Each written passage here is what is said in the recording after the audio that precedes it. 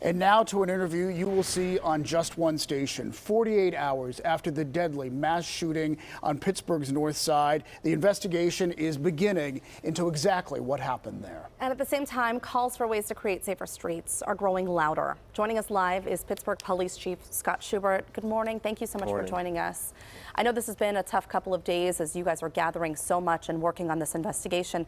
So can you update us on where things stand as of this morning? Yeah, I could just tell you that our detectives are just working nonstop, talking to people, reviewing video, doing everything they can to piece everything that happened together and ultimately to bring those responsible to justice. And in fact, what can you say about suspects at this point? Have you identified suspects? I know so much of it is being able to narrow in with the help of witnesses, and you're concerned about witnesses cooperating, right? Yeah, I can't speak about any suspects right now, but I can tell you, people are coming forward, people are sharing videos and things like that, but we still need more to come forward just to help, because there were so many people in that building, right. That they saw things, they took pictures, they took videos beforehand and during, and just having them come forward just to give us more, just to put everything together. So the ultimate goal was to get those shooters that did this. Everything helps, right? Everything helps. Everything helps. Can we talk about one of the things that we've learned now, that there was a noise complaint made that an officer did go to this house? Yeah, we did look into that, and there was a call. It was approximately an hour and a half before the shooting, and it was just a single call for loud music. Officers were dispatched, which we routinely get throughout the city all the time.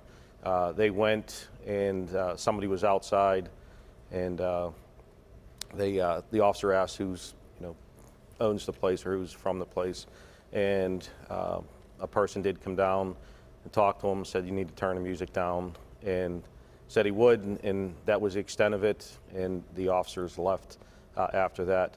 The way this facility is, there's a side door, and then you have to actually go up steps to the other floors, but there's nothing that indicated there was issues going on at that time.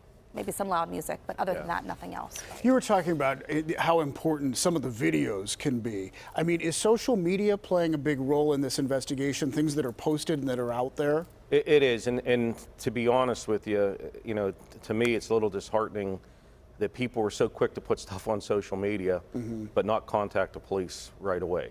I think that's something we all need to learn from, when this happens. And we have the ability for people to send us videos and photographs and things like that, which people are. We're very thankful for that. We're thankful for the people that have come forward, and we're thankful for the people who have been sharing things with us. I know that there's some worry from people who live in some of these neighborhoods or just live in the city of Pittsburgh about an increase in gun violence. Community policing is something that's always been at the forefront for you. How do we move forward from this, even during this investigation, to make the streets safer, to make the community feel safer? Yeah, I think everybody has to take ownership. I mean, this isn't just the police. Our officers do an incredible job every day out there, patrolling the streets, answering calls. And you saw from this one, shot spotter activations were coming in left and right, up to 90 rounds, and they're going into a chaotic situation who they don't know if the shooter's still on scene. There's people everywhere. They're helping people who are down on the ground who were shot, trying to control the scene. So, they do an incredible job with that. Community engagement is a part of it, connecting with the community, really to build that bridge of trust so people will share information with us. But it's got to be everybody. It's the government, it's the local foundations, it's the communities, it's the residents, it's everybody coming together and figuring out, how can we make this work? How can we keep people from getting shot? And, a sense of humanity in people where they don't, the first instinct isn't just to shoot somebody, and getting these guns off the street. And, it's community engagement, it's partnership, and it's also enforcement. Bad people need to be off the streets. Right. Yeah, Chief, you struck me on noon on Sunday during your press conference. You got passionate when you were talking about getting guns away from young people and why the whole community needs to step up to do that. That's a message you really want to get out. Yeah, I mean, it's incredible how many illegal guns are out on the streets right now. And on top of that, the extended magazines, the drum magazines, you know, the Glock switches and that people have, where it takes it from a semi-automatic to a fully automatic.